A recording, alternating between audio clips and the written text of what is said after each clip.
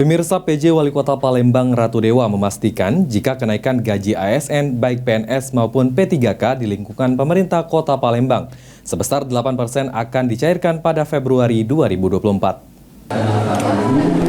PJ Wali Kota Palembang Ratu Dewa yang ditemui pada Jumat 2 Februari 2024 memastikan jika kenaikan gaji aparatur sipil negara baik PNS maupun P3K di lingkungan pemerintah Kota Palembang sebesar 8% akan segera dicairkan dalam waktu dekat.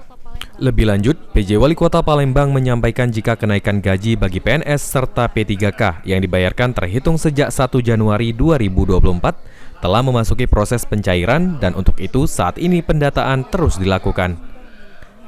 Pembayaran kenaikan gaji Januari dan Februari akan dirapel dan dimulai dibayarkan di pertengahan Februari 2024. Sementara untuk gaji bulan Maret dan seterusnya akan dibayarkan sesuai dengan gaji baru sesuai kenaikan 8%, sesuai dengan Peraturan Pemerintah Nomor 5 Tahun 2024 dan Peraturan Presiden Nomor 11 Tahun 2024.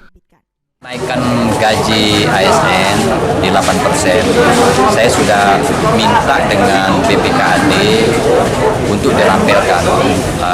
Besar kemungkinan Januari kemarin akan dirampilkan di bulan Februari.